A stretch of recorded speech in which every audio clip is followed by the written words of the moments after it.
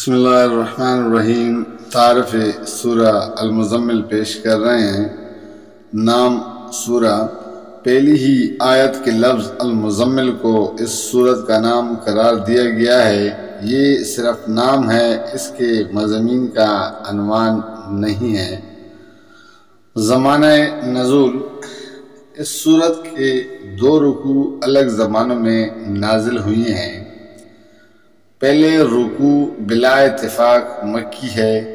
اس کے مضامین اور احادیث کی روایات دونوں سے یہی بات معلوم ہوتی ہے۔ رہا یہ سوال کہ یہ مکی زندگی کے کس دور میں نازل ہوا ہے، اس کا جواب روایات سے تو نہیں ملتا، لیکن اس رکوع کے مضامین کی داخلی شہادت اس کا زمانہ متعین کرنے میں بڑی مدد دیتی ہے۔ اولاً اس میں رسول اللہ صلی اللہ علیہ وسلم کو ہدایت فرمائی گئی ہے کہ آپ راتوں کو اٹھ کر اللہ کی عبادت کیا کریں تاکہ آپ کے اندر نبوت کے بار عظیم کو اٹھانے اور اس کی ذمہ داری ادا کرنے کی قوت پیدا ہو۔ اس سے معلوم ہوا کہ یہ حکم حضور صلی اللہ علیہ وسلم کی نبوت کے ابتدائی دور ہی میں نازل ہوا ہوگا، جبکہ اللہ تعالیٰ کی طرف سے اس منصب کے لیے آپ کی تربیت کی جا رہی تھی۔ ثانیاً اس میں حکم دیا گیا ہے کہ نماز تہجد میں آدھی رات یا اس سے کچھ کم و بیش قرآن مجید کی تلاوت کی جائے۔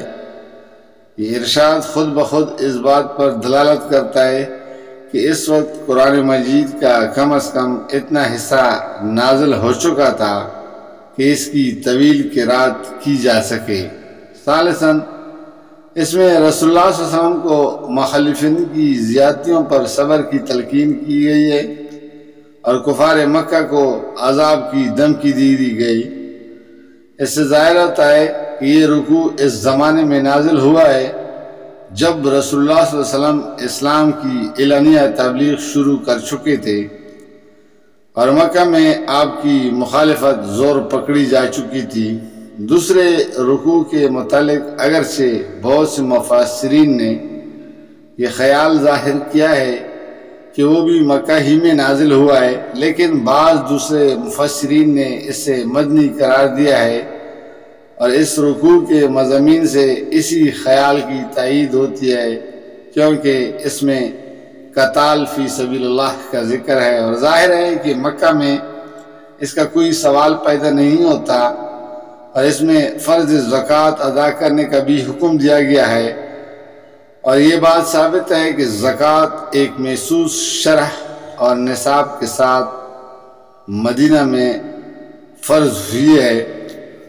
موضوع اور مضمون، پہلی 7 آیات میں رسول اللہ صلی اللہ علیہ وسلم کو حکم دیا گیا ہے کہ جس کار عظیم کا بار آپ پر ڈالا گیا ہے اس کی ذمہ داریاں سنبھالنے کے لیے آپ اپنے آپ کو تیار کریں، اور اس کی عملی صورت یہ بتائی گئی ہے کہ راتوں کو اٹھ کر آپ آدھی رات یا اس سے کم و بیش نماز پڑھا کریں۔ آیت نمبر 8 سے 14 تک حضور صلی اللہ علیہ وسلم کو تلقین کی گئی ہے کہ سب سے کٹ کر اس خدا کے ہو رہیں جو ساری کائنات کا مالک ہے، اپنے سارے معاملات اسی کے لیے سپرد کر کے مطمئن ہو جائیں۔ مخالفین جو باتیں آپ کے خلاف بنا رہے ہیں ان پر صبر کرے، ان کے منہ نہ لگیں اور ان کا معاملہ خدا پر چھوڑ دے کہ وہی ان سے نمٹ لے گا۔ اس کے بعد آیت نمبر 15 سے 19 تک کا مکہ کے ان لوگوں کو جو رسول اللہ صلی اللہ علیہ وسلم کی مخالفت کر رہے تھے متنبی کیا گیا ہے کہ ہم نے اسی طرح تمہاری طرف ایک رسول بھیجا ہے جس طرح فرعون کی طرف بھیجا تھا۔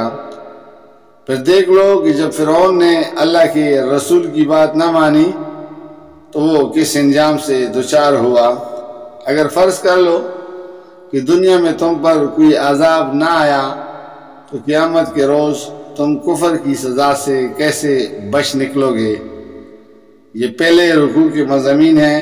دوسرے رکوع حضرت سعید بن جبیر کی روایت کے مطابق اس کے 10 سال بعد نازل ہوا اور اس میں نماز تہجد کے متعلق اس ابتدائی حکم کے اندر تخفیف کر دی گئی جو پہلے رکوع کے آغاز میں دیا گیا تھا۔ اب یہ حکم دیا گیا کہ جہاں تک تہجد کی نماز کا تعلق ہے وہ تو جتنی بآسانی پڑھی جا سکے پڑھ لیا کرے، لیکن مسلمانوں کو اصل اہتمام جس چیز کا کرنا ہے وہ یہ ہے کہ 5 وقتہ فرض نماز پوری پابندی کے ساتھ قائم رکھ کے فرض زکوٰۃ ٹھیک ادا کرتے رہیں اور اللہ کی راہ میں اپنا مال خلوص نیت کے ساتھ صرف کرے۔ آخر میں مسلمانوں کو تلقین کی گئی ہے کہ جو بلائی کے کام تم انجام دو گے وہ ضائع نہیں ہو جائیں گے، بلکہ ان کی حیثیت اس سامان کی سی ہے جو ایک مسافر اپنی مستقل قیامگاہ پر پہلے سے بھیج دیتا ہے۔ اللہ کے ہاں پہنچ کر وہ تم سب کچھ موجود پاؤ گے جو دنیا میں تم نے آگے روانہ کیا ہے، اور یہ پیش کی سامان نہ صرف یہ کہ اس سامان سے بہت بہتر ہے جو تمہیں دنیا ہی میں چھوڑ جانا ہے، بلکہ اللہ کے ہاں تمہیں اپنے بھیجی ہوئی اصل مال سے بڑھ کر بہت بڑا اجر بھی ملے گا۔ جزاک اللہ، فی امان اللہ۔